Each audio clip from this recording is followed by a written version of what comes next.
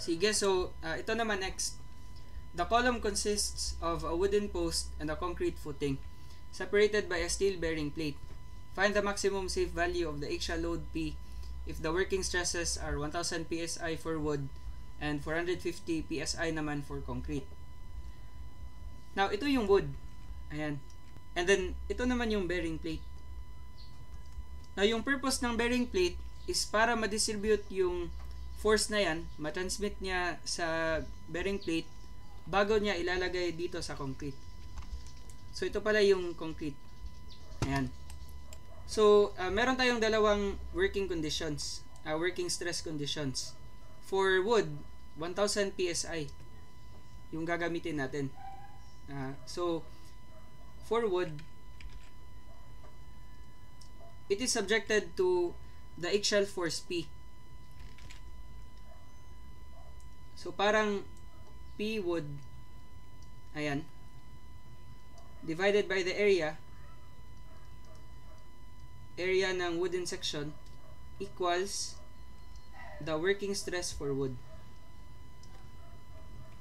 So, this would be 1000 psi or pounds per square inch equals the force in wood na hindi pa natin alam, and then ano yung area? Circular yan, so meron tayong diameter 8 inches, so gagamitin nating formula is pi d squared over 4. So pi times 8 inches squared divided by 4, and then solve natin yung force, yung allowable force para sa wooden member. So this will be 1000 times, multiply mo na lang, stress times area, pi over 4 times 8 squared. So 50265.48 pala. Ito yung makakaya ng wood.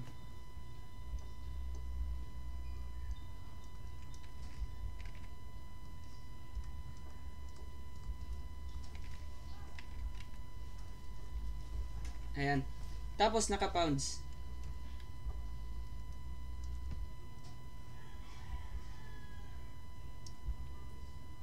Ayan.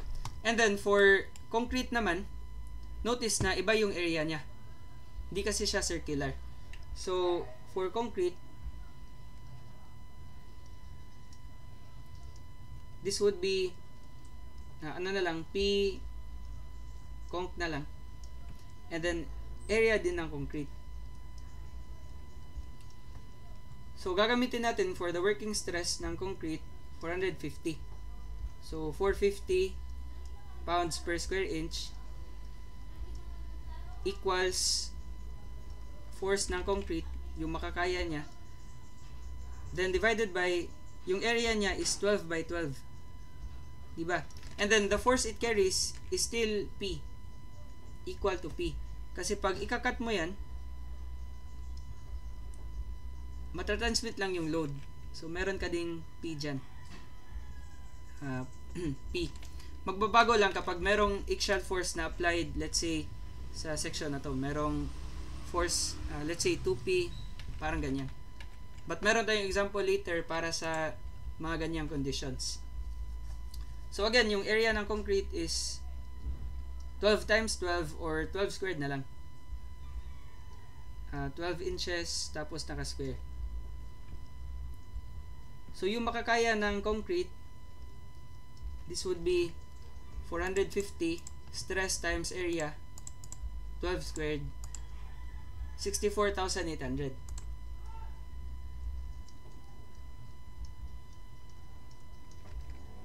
Ayan. And then naka-pounds din.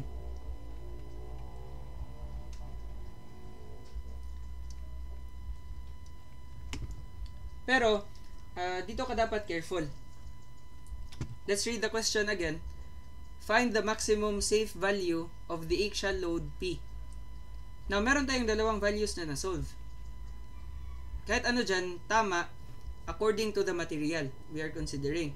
Pero, di ba, yung force P applied sa dalawang members. So, ano yung mas safe? Di ba, mas safe yung mas maliit na load. Kasi parang, ito pala yung sagot natin essentially. So, ito lang yung makakaya ng wood, pero ito yung makakaya ng concrete. Now, if you will apply 64,800, makakaya ng concrete, pero hindi na siya kaya ng wood. So, hindi yan pwede, yung 64,800. So, para safe yung design, ito lang yung dapat mong i-apply na load. 50,265.48.